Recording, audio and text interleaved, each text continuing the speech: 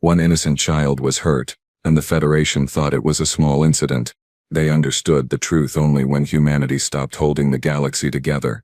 Commander Velra Thos of the Kryn Sovereignty stood at her post on Station Epsilon 7, watching the cargo bay with the kind of bored contempt that came from 20 years of military service. The station, a massive ring of metal and commerce spinning in the void between three major trade routes, hummed with the usual chaos. Traders, diplomats, and freight haulers from 200 species crowded the docks, and Velra hated every single one of them equally. Well, almost equally. She reserved a special kind of disdain for humans. Deathworlders, they called them. Primitives from a gravity-cursed rock where everything, and I mean everything, was designed to kill you. The air was toxic with oxygen levels that would burn Kryn lungs. The gravity was 1.4 times Federation standard. Their planet was covered in water that could drown you, deserts that could cook you, and ice caps that could freeze you solid. And somehow these mammals had not only survived but thrived. It was offensive, really. Velra adjusted her ceremonial sash, the one with 16 commendation medals pinned across her chest, and resumed her inspection walk. Her superiors had assigned her to oversee security protocols in Dock 12, which meant standing around looking important while dock workers did actual work. The Kryn way of military excellence, naturally. A freight hauler was unloading containers nearby, big metal boxes stamped with human symbols. Velra sneered. Humans did most of the heavy freight work in this sector, mainly because no other species was stupid enough to haul unstable reactor cores and volatile chemicals through jump points. Let the Deathworlders risk their short, brutish lives. That was the unspoken rule. She was reviewing a manifest on her datapad, not really reading it, when something small and fast collided with her legs. Velra stumbled, her datapad clattering to the deck, and looked down to see a tiny human child, maybe 3 or 4 years old by their stunted growth standards. The creature had dark, curly hair and wore a bright yellow jacket that was far too cheerful for Velra's mood. The child looked up with wide brown eyes, clearly startled. "Sorry," the child squeaked in that horrible human language that sounded like someone gargling gravel. Something inside Velra snapped. Maybe it was the 18-hour shift. Maybe it was the stack of ignored promotion requests gathering dust on some admiral's desk. Maybe it was just the fact that a Deathworlder, a primitive, had dared to touch her, a commander of the Kryn Sovereignty. She struck the child across the face with the back of her hand. Not hard by Kryn standards, just a disciplinary tap, the kind you'd give a misbehaving pet. But humans, with their fragile bones and thin skin, were not built like Kryn. The little girl, Maya, her name was Maya, flew backward and hit the deck with a sickening crack. Blood poured from her nose, and she started screaming, that high-pitched wail that human young made when injured. "Watch where you're going, vermin," Velra spat, picking up her datapad. A human male, tall by their standards but still shorter than Velra, came running from the freight hauler. His face, already red from exertion, turned a deeper shade of crimson. Thomas Reeves, according to the ID badge clipped to his work vest. Standard cargo hauler, nothing special. "What did you do?" he roared, dropping to his knees beside the crying child. "Maya, baby, it's okay, Daddy's here." "Your spawn ran into me," Velra said, brushing imaginary dust from her uniform. "Consider this a lesson in station protocol. Keep your offspring under control, or I will file charges for assault on a Federation officer." Thomas scooped up his daughter, pressing his hand against her bleeding nose, and stared at Velra with an expression she could not quite read. Humans were terrible at proper emotional displays. Their faces did too many things at once, but there was something in his eyes, something cold and calculating that did not match the trembling rage in his voice. "You hit my daughter," he said slowly, each word measured. "And I will hit her again if she touches me," Velra replied. "Now remove yourself from my dock before I have you arrested." Station security, 2 Vrellan officers who had been watching from a distance, finally decided to intervene. They moved between Thomas and Velra, their hands on shock batons, but they were looking at the human, not the commander. "Sir, you need to take your child to medical," one of them said in that placating tone security used with angry civilians. The commander was within her rights to maintain personal space. Thomas looked at the security officers, then back at Velra, then down at his daughter who was sobbing into his shoulder. He said nothing. He just turned and walked toward the medical bay, his boots echoing on the metal deck, and that strange coldness never left his eyes. Velra watched him go and laughed. Humans, so emotional, so weak. She returned to her manifest, already forgetting the incident. By the end of her shift, She had filed a formal complaint against Thomas Reeves for failure to control a dependent in a restricted area. She recommended a fine and a suspension of his dock privileges. Her commanding officer, Captain Rin Moss, approved it without even reading the details. Standard procedure. What Velra did not know, what none of them knew, was that 17 other humans had witnessed the incident. 4 of them had recorded it on personal devices. Within an hour, the footage was spreading through the human networks that crisscrossed the station like a nervous system. Within 2 hours, it had reached every human ship, station, and colony within 6 jump points. Within 3 hours, something began to happen that the Galactic Federation had never seen before. The humans went quiet.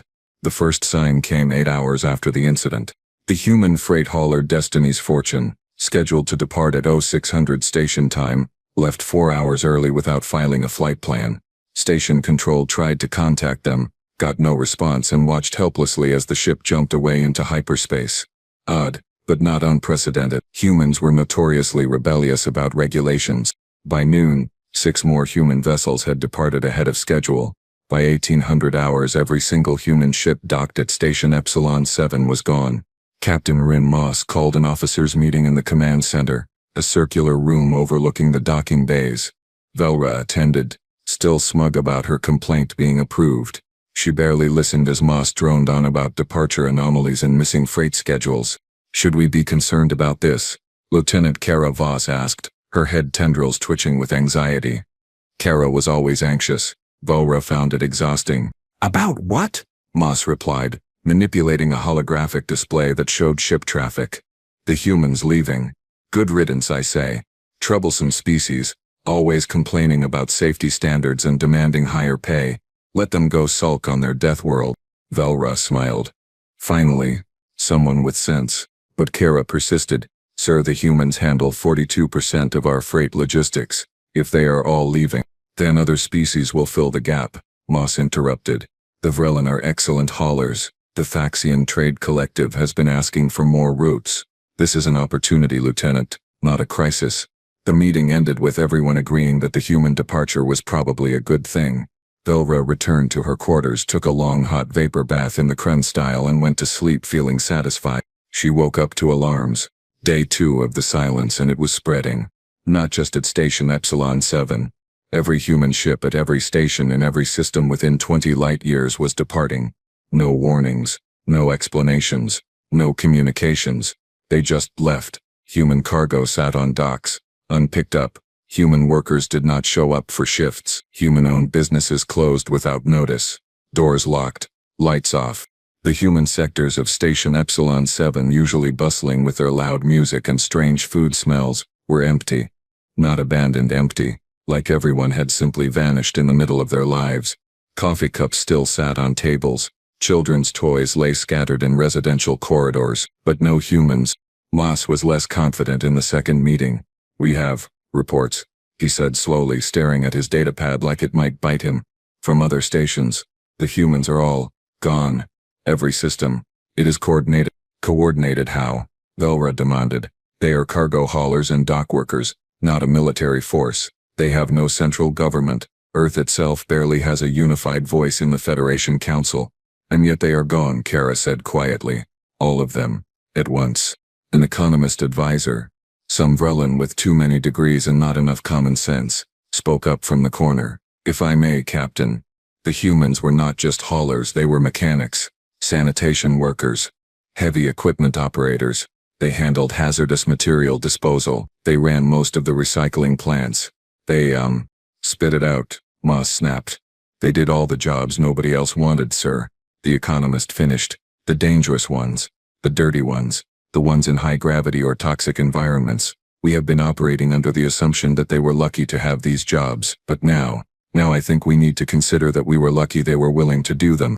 Velra laughed. She actually laughed. "You are worried about garbage collection? About freight? Hire more workers." "We tried," the economist said, pulling up statistics. "The Vrelin refused to transport unstable reactor cores. Too dangerous. The Thaxian Trade Collective will not enter high radiation zones. Against their religious beliefs. The Pelex will not work in anything above 1.2 standard gravity. Medical exemptions. The humans were the only ones who would do it, Captain. And now they are not." Day 3, the station started to smell.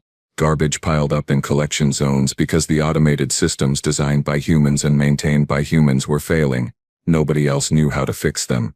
3 medical waste incinerators broke down, and suddenly nobody wanted to volunteer to manually handle biohazardous material. Food shipments stopped arriving. Turns out, most of the agricultural haulers were human-operated. Fuel deliveries slowed to a trickle.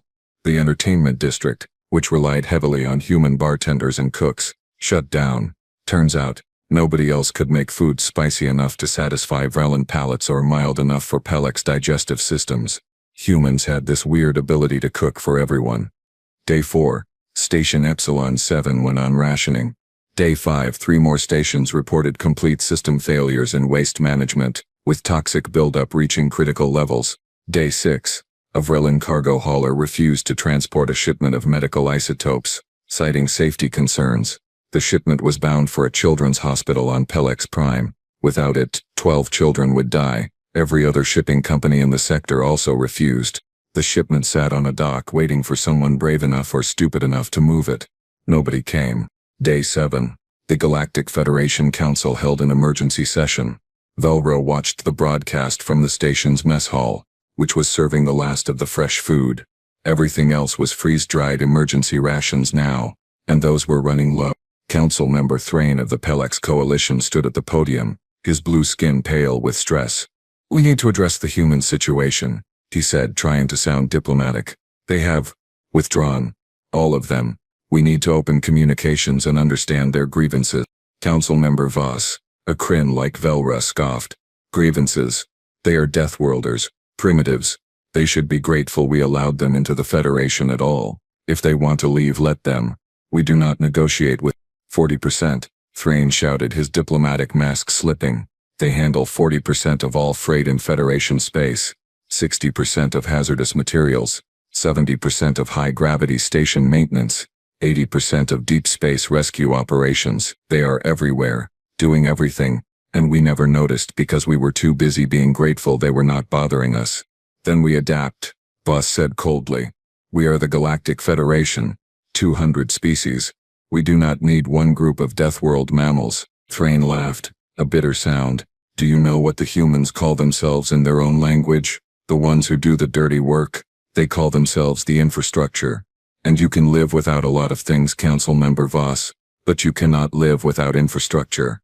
The broadcast cut to commercial, some advertisement for Vrellan luxury cruises. That would never happen now that the fuel deliveries had stopped. Velra sat there, eating her tasteless ration bar, and felt the first flicker of doubt. Day 8, the ship arrived. It came out of hyperspace at the edge of the Epsilon 7 system, moving slowly, deliberately, like a predator that knew its prey could not run. Station sensors picked it up immediately, and every officer in command rushed to the displays. It was human, clearly human, with that blocky utilitarian design they favored, but there were no markings, no registration codes, no government insignias, no company logos, just bare gray metal, scarred from 1,000 jumps, and absolutely silent on all communication channels. "Hail them," Moss ordered. Silence. "Hail them again." Nothing. The ship did not respond to greetings, warnings, or threats. It just kept coming, closing the distance with patient inevitability. Station defense systems powered up, targeting lasers locking onto the vessel. And then they shut down. Every single defensive weapon on Station Epsilon 7 went dark simultaneously. "What just happened?" Moss screamed at his technicians. I don't know, sir," one of them stammered, frantically typing on his console. "The systems just turned off. All of them, like someone flipped a switch. Get them back online." "I am trying, sir, but the access codes have been changed. I am locked out. We are all locked out." The human ship docked at Bay 7, the magnetic clamps engaging with a clang that echoed through the entire station. For 5 long minutes, nothing happened. Velro watched the dock feed from the command center, her hearts pounding in a way they had not pounded since her first combat mission. The airlock opened, and 3 humans emerged. Just 3. Not soldiers. No armor. No weapons that the scanners could detect. Just 3 humans in plain clothes, walking through the dock like they owned the place. One was a woman with graying hair tied back in a simple bun, wearing mechanic's coveralls. One was a man with dark skin and kind eyes, dressed in a doctor's white coat. One was another woman, younger, with red hair and a teacher's patient expression. Station security met them at the dock entrance, a full squad of 12 Vrelin officers with shock batons and stun rifles. "Stop right there," the squad leader ordered. "You are in violation of—" The mechanic held up a datapad and the security officer's helmet display flickered. Every officer in the squad suddenly saw their personal files appear before their eyes. Bank accounts, home addresses, names of family members, search histories, everything. "Move," the mechanic said quietly, and the security squad parted like water. The three humans walked through Station Epsilon 7 unopposed. Personnel scattered before them, not running, exactly, but definitely not staying in their path. There was something about the way they moved, calm and purposeful, that screamed danger more effectively than any weapon. They arrived at the command center, and the doors, locked and secured, simply opened. More hacking, more human technical superiority that nobody had bothered to notice because they were too busy being grateful the humans fixed things. Velra stood near the back of the room trying to look unconcerned and failing miserably. Moss, to his credit, stood his ground behind his command console though his hands were shaking. "This is a restricted area," Moss said, trying to sound authoritative. "You have no clearance to—" The three humans ignored him completely. They walked past the captain, past the other officers, and stopped directly in front of Velra. The doctor, the man with kind eyes that were not kind at all in this moment, placed a small metal box on the console beside her. He opened it slowly, and inside was Velra's own service medal, her highest commendation, the one she had earned for bravery in the Kryn-Pelex border conflicts. It had been crushed flat, the metal twisted and broken. "You hit a child," the doctor said in perfect Crane language, his accent flawless. "Our child, a 3-year-old girl named Maya Reeves. You struck her hard enough to break her nose and give her a concussion. You then threatened her father and filed a complaint against him." Velra opened her mouth to respond, to justify, to explain that it was within her rights, but no words came out. The teacher stepped forward, pulling out her own datapad. "We have spent the last 8 days removing you from existence, Commander Velra Thos. Every commendation you ever earned has been flagged as fraudulent in the Federation database. Every promotion you received is under investigation. Your military pension has been frozen pending ethics review. Your family's shipping company, the one you are so proud of, has lost every single contract they held. Nobody will do business with them. Nobody will hire them. Nobody will even speak to them. Your personal accounts are empty," the mechanic added, her voice flat. "We did not steal the money. We just made every bank believe you are a security risk. They froze everything themselves. Your apartment lease was terminated for non-payment. Your transit privileges have been revoked. As of this moment, you do not officially exist in any system the Federation relies on." Velra found her voice finally, though it came out as a whisper. You cannot do this. I am a Federation officer. I have rights. You had a career," the doctor interrupted. "You had a reputation. You had a future, past tense, because you decided that a child's life was worth less than your pride." The three humans turned to face Captain Moss and the other officers watching in stunned silence. "We sent a message to the Federation Council 17 minutes ago," the teacher said. "It was very simple. We said send Commander Velra Thos to Earth to stand trial for assault on a minor, or we stop. Everything. Food, fuel, freight, maintenance, waste management, medical transport, every single thing we do to keep your Federation running, all of it stops until you give us justice. You cannot hold the entire Federation hostage over one incident," Moss sputtered. The mechanic smiled, and it was not a nice smile. "We are not holding anyone hostage, Captain. We are just going on strike.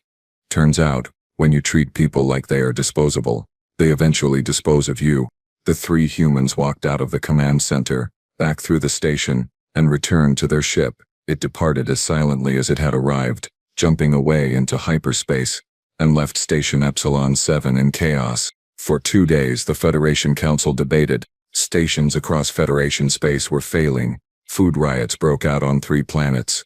A medical crisis on Pelex Prime killed 17 people when transport ships refused to carry emergency supplies. A reactor meltdown on Station Gamma 12 was narrowly avoided only because one human engineer, out of pity, talked a Vrelin technician through an emergency shutdown over a radio channel. On the 3rd day, the council voted, an unanimous decision.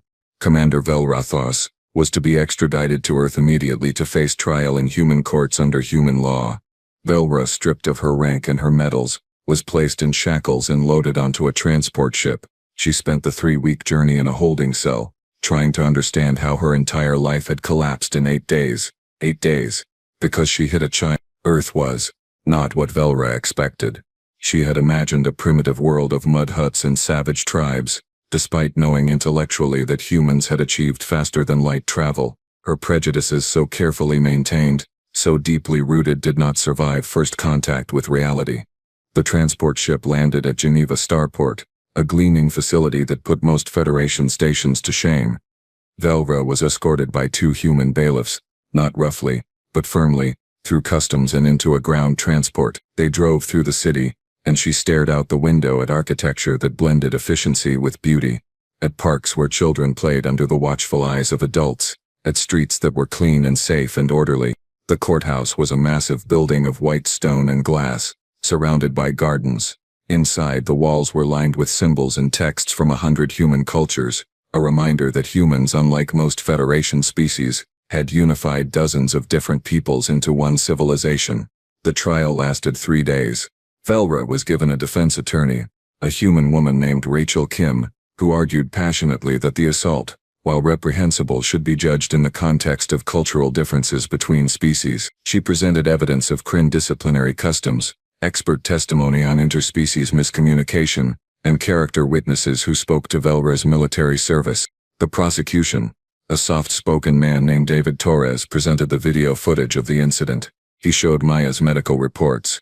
He called Thomas Reeves to the stand, and the cargo hauler testified calmly about his daughter's nightmares and fear of strangers now.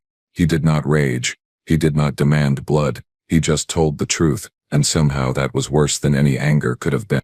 The jury, 12 humans selected from different continents and backgrounds, deliberated for 6 hours. Guilty. Assault on a minor. The verdict was unanimous. The judge, an elderly woman with steel gray hair and eyes that had seen too much, looked down at Velra from the bench. "Commander Thos," she said, her voice carrying the weight of authority that had nothing to do with military rank, "you struck a child in anger. In doing so, you violated not just our laws but a fundamental principle that transcends species and culture. The protection of the young is not a human value. It is a universal one, and you failed." Velra stood there, shackled and stripped of everything she had been, and waited for the execution order. Because that was what Deathworlders did, right? They killed those who wronged them. They were savage and brutal, and your sentence is 2 years of community service, the judge continued. You will work at Geneva Children's Hospital, in the pediatric wing, under supervision. You will assist the medical staff. You will help care for sick and injured children. You will learn, Commander, that strength is not the ability to harm the weak. Strength is the choice to protect them. Velva was released from shackles and escorted to a small apartment near the hospital. No cell, no guards at her door, just an ankle monitor and a schedule. She reported to the hospital the next morning, terrified and angry and confused. Dr. Sarah Chen, the head of pediatrics, met her at the entrance. She was a small woman with tired eyes and steady hands. "Welcome to Geneva Children's Hospital, Velra," she said, using no title, no rank, just the name. "You are going to help us today with basic tasks, cleaning rooms, delivering meals, keeping records, nothing complicated. Can you do that?" Velra nodded, not trusting herself to speak. The first day was the hardest. She cleaned rooms where children lay in beds, attached to machines that beeped and hummed. She delivered trays of food to young patients who thanked her in small, weak voices. She watched doctors and nurses move with practiced efficiency, their entire focus on healing, on comforting, on protecting. She saw human children of every color and background, and nobody cared about their differences. Sick was sick. Young was young. They all deserved care. On the 3rd day, she was asked to sit with a little boy named Daniel while his parents went to get food. He was 5 years old, recovering from surgery to repair a heart defect. He looked up at Velra, at her strange Kryn features, her scaled skin and double-jointed arms, and smiled. "You look different," he said in that blunt way children had. "That's cool." "Are you an alien?" "Yes," Velra managed. "Cool," Daniel repeated. "My dad says aliens are people too, just from different places." He showed her his toy, a small starship model, and told her about how he wanted to be a pilot when he grew up. He talked about his friends at school, about his dog, about his favorite foods. He treated her like a person, not a monster, not a criminal, just someone sitting beside his bed. Velra felt something crack inside her chest. The weeks passed, and she worked at the hospital every day. She learned the names of the children. She read them stories when they could not sleep. She held their hands when they were scared. She watched them recover, watched them laugh, watched them go home to families that loved them. She thought about Maya Reeves often, the little girl she had struck in anger. She had filed a request through official channels to apologize, but the family had declined contact.